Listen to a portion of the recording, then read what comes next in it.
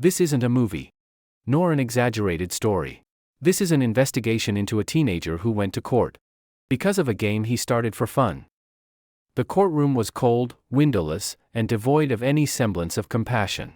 Only the wall clock ticked steadily, as if reminding everyone that time waits for no one. The teenager sat on the wooden chair, his shoulders slumped, his eyes fixed on the floor. Beside him sat his mother, silent, her face pale, her hands clutching her bag as if trying to maintain her composure. The judge entered, neither rushing nor hesitating. He sat down, opened the file, and began to speak in a calm, emotionless tone. He didn't ask if he felt remorse. He asked him about the facts. How many hours did he play? When did he drop out of school? How did the thefts begin? And when did running away become a threat? The answers were short, fragmented, sometimes silent. Only the numbers spoke volumes: long hours of playing, almost no sleep, complete absence from school, and sums of money spent on things you couldn't hold in your hand. When the bank card was mentioned, the mother looked up for the first time. She had no idea that the money she had worked so hard for had been reduced to virtual buttons in a game. The judge didn't raise his voice. He didn't need to.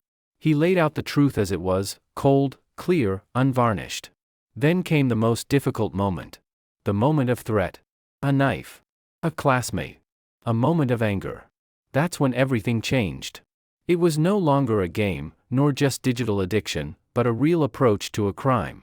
The judge looked at the teenager, then at his mother, and said clearly, the problem didn't start today, but the day the phone was allowed to raise children instead of the family, the day the virtual world became more important than reality. The teenager didn't cry. But he confessed. He confessed that he had been running away.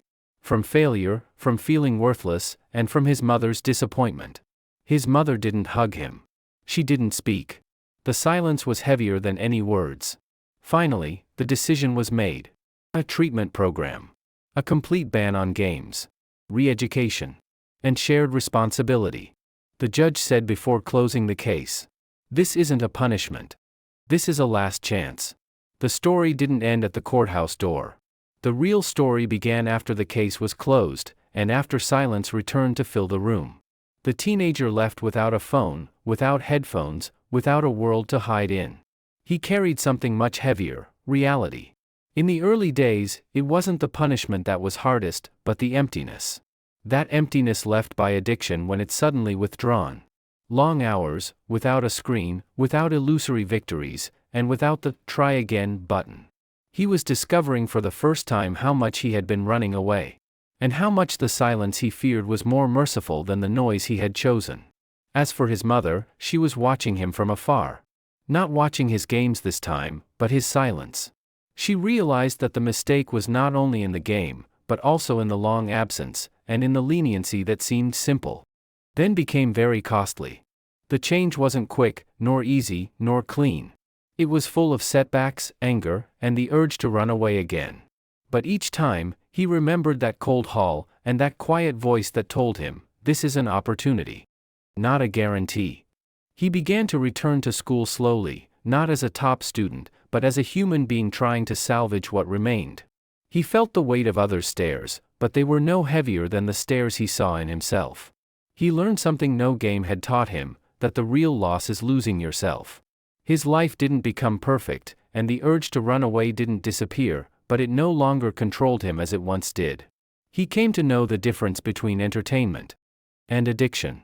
As for the judge, he closed another file, as he does every day. But he knows, as does everyone who works in this place, that these cases aren't measured by the number of sentences, but by the number of opportunities not wasted. This story isn't about Fortnite. It's not about a courtroom. It's not about one teenager. It's about a generation born with a screen in their hand, and about a question that wasn't asked in time. Who's watching? When we leave our children alone in front of a world that never sleeps. The ending isn't here. The ending is being written in every home, when we choose to pay attention before it's too late.